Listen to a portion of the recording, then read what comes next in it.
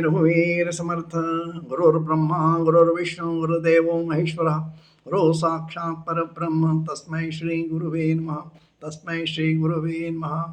YouTube channel से मैं सुरेश तोपखाने वाले सभी आदरणीय श्रोताओं को नमस्कार, विनम्र अभिवादन। मित्रों, अभी 2 दिन पूर्व 19 अगस्त को गोस्वामी तुलसीदास जी की जयंती थी।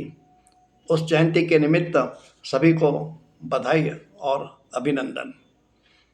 तो आज का जो मेरा चिंतन होगा गोस्वामी तुलसीदास जी के जीवन चरित्र पर। लेकिन उसके पूर्व एक बार गोस्वामी तुलसीदास जी के भक्त ने पूछा कि महाराज, आप राम भक्ति करते हैं, इतने राम भक्त हैं, तो आपको कभी राम के दर्शन हुए हैं क्या? तो तुलसीदास जी ने कहा हुए हैं। तो भक्त कहता है मुझे भी दर्शन कराएंगे, हो सकते हैं? तो गोस्वामी जी ने कहा हाँ हो सकते हैं, तुम्हें दर्शन होगा। बहुत ही सरल है, हर एक के नाम के अंत में राम आते ही है, दो अक्षर होते हैं। उन्होंने एक श्लोक सुनाया और वो श्लोक इस प्रकार है, नाम चतुर्गुण पंच तत्व मिलन तोसा द्विगुण प्रमाण, तुलसी 800 भागे अंत में शेष राम ही राम। वे कहते हैं कोई भी नाम लीजिए, उसको 4 से गुणा करिए। 3 अक्षर का नाम है, 4 अक्षर का नाम है, किसी भी अक्षर का नाम, मान लो 3 अक्षर का नाम है, उसको 4 से गुणा किया तो 4 या 12 हो गया। उसके बाद 5 मिलाना है, पंच तत्व मिलन यानी 5 मिलाना है, तो 12 और 5 17 हो गया। उसके बाद दुगना करना है, तो दुगना हो गया 34, और उसके बाद 800 भागे यानी 8 से भागना है, तो 34 को 8 से भागा तो शेष बचा 2।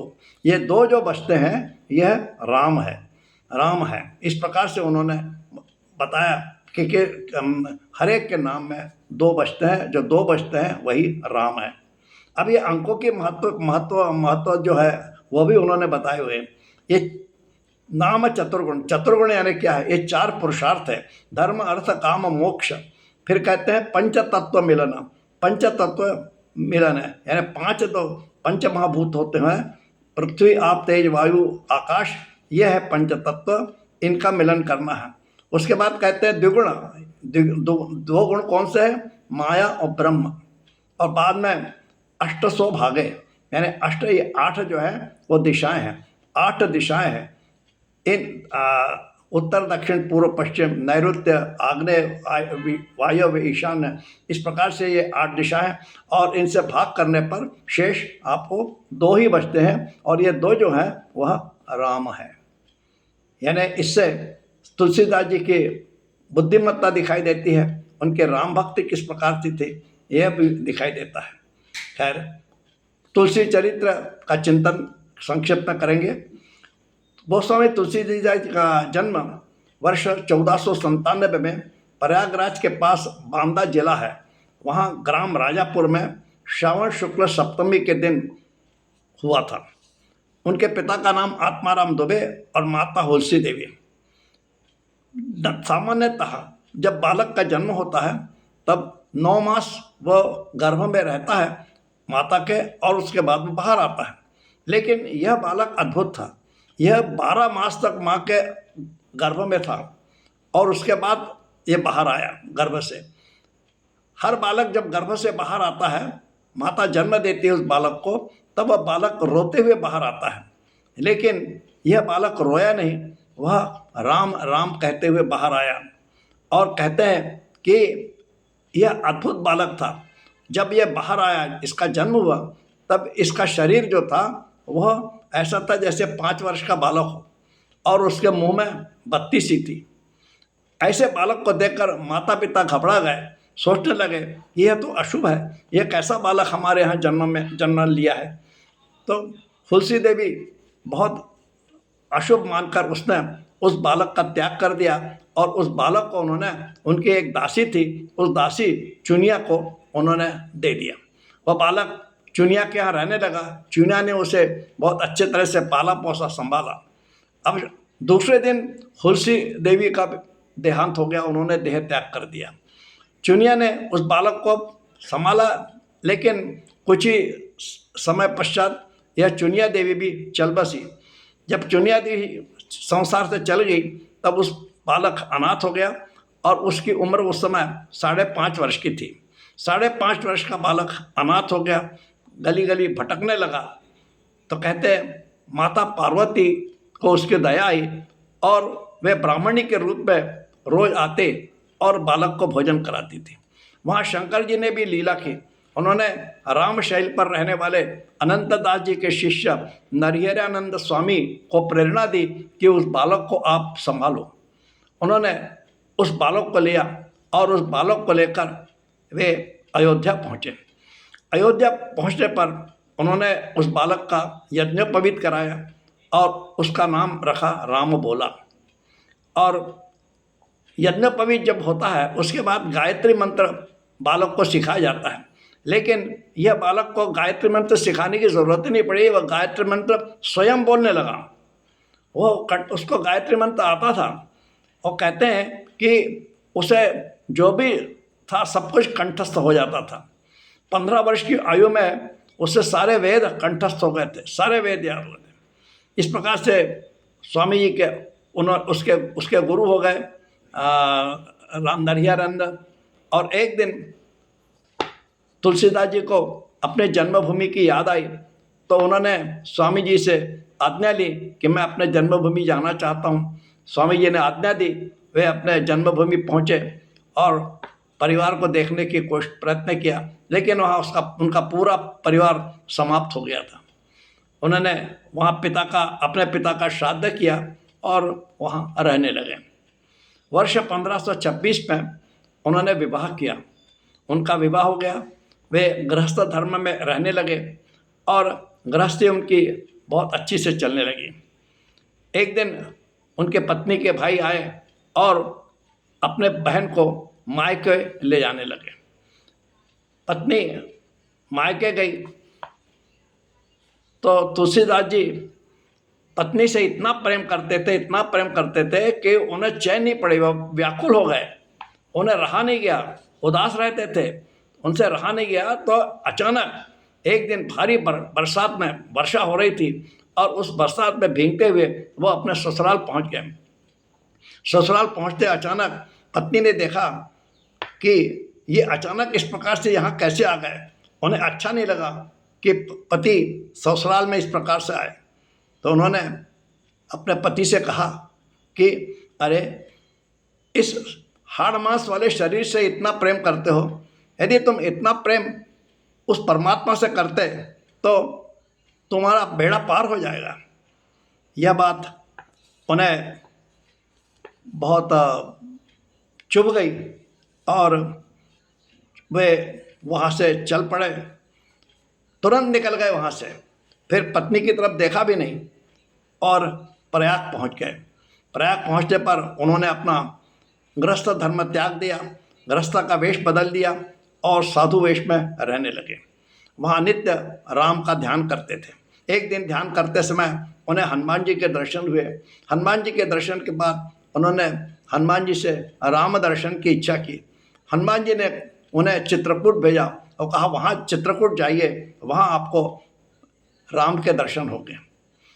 चित्रकूट वहाँ पहुँचे तुलसीदास जी। वहाँ एक दिन परिक्रमा कर रहे थे। परिक्रमा करते समय उन्होंने देखा 2 सुंदर युवक धनुष बाण हाथ में लिए हुए घोड़े पर जा रहे हैं। उनको देखकर गोस्वामी तुलसीदास मोहित हो गए और पहचान नहीं सके उनको। हनुमान जी पीछे से आए, वो समझ गए ये धोखा खा गए हैं। तो हनुमान जी ने कहा कि कोई बात नहीं, तुम कल दूसरे दिन फिर तुम्हें दर्शन होंगे। दूसरे दिन मौनी अमावस्या थी, बुधवार था और तुलसीदास घाट पर चंदन घिस रहे थे। सुबह सुबह चंदन घिस रहे थे, उसी समय श्री राम आए और तुलसीदास जी से कहा बाबा मुझे चंदन लगाओ। तुलसीदास जी ने उन्हें देखा, वो सुध खो बैठे, चंदन लगाना भूल गए। इतने इस प्रकार से उनकी हालत हो गई। तो श्री राम जी ने स्वयं चंदन लिया और तुलसीदास जी के माथे पर स्वयं चंदन लगाया, उसके बाद अपने माथे पर लगाया और वे वहाँ से अंतर्धान हो गए।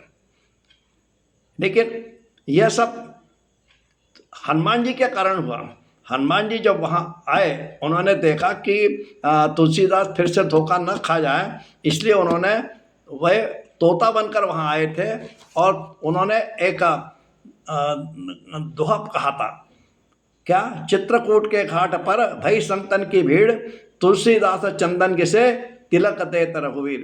इस प्रकार से यह श्री राम ने स्वयं तुलसी को चंदन लगाया और अपने माथे पर लगाकर वे अंतर्धान हो गए। उसके बाद भगवान भरद्वाज ऋषि और याज्ञवल्क्य ऋषि से उनकी मुलाकात हुई और उन्होंने वहाँ उनसे राम कथा सुनी। तुलसी जी काशी में प्रहलाद घाट पर आए, वहाँ एक ब्राह्मण के यहाँ निवास करने लगे। वहाँ रहते समय उनकी कवित्व शक्ति जागृत थी, वे कविताएं करने लगे, रचनाएं करने लगे, लेकिन उनकी रचनाएं जो होती है वो संस्कृत में होती थी। वे दिन को लिखते और रात्रि में वो रचना उनकी लुप्त हो जाती थी। उन्हें आश्चर्य होता ये क्या हो रहा है। तो सपने में उन्हें एक दिन शंकर जी आए।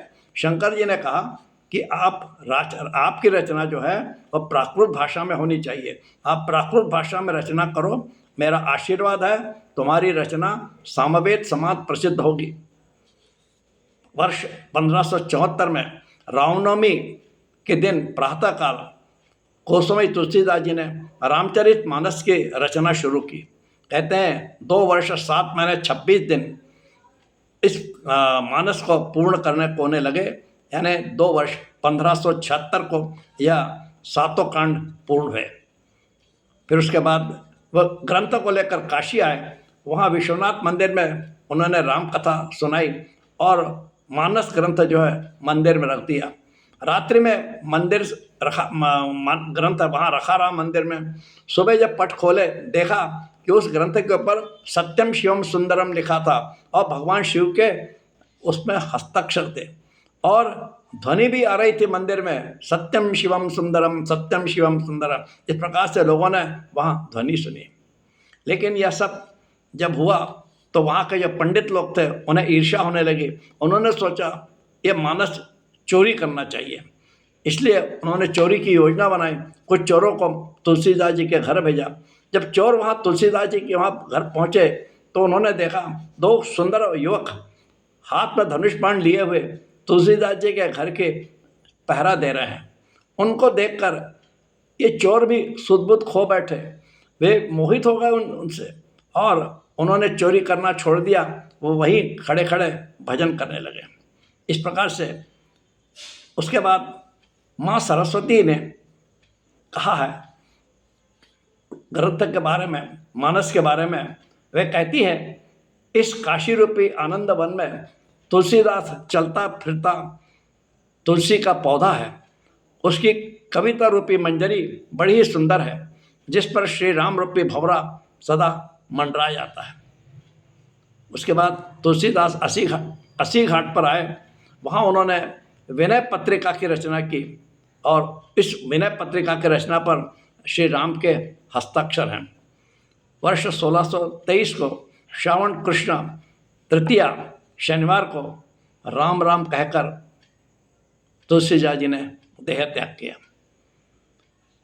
तुलसीदास जी की राम कथा, रामचरितमानस, यह समाज के लिए बहुत बड़ी देन है।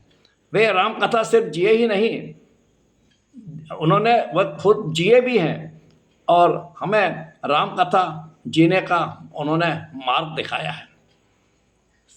तुलसीदास जी की ये बहुत बड़ा उपकार हमारे ऊपर, समाज के ऊपर है कि उन्होंने प्राकृत भाषा में रामायण हमारे समाज को दिया है। उसके पूर्व वाल्मीकि ऋषि ने रामायण दी थी, लेकिन वह संस्कृत में होने का कारण उसको समझना लोगों के लिए संभव नहीं था। इसलिए यह प्राकृत भाषा रामायण, रामचरितमानस जब तैयार हुआ तो लोगों के घर घर में राम पहुंच गए।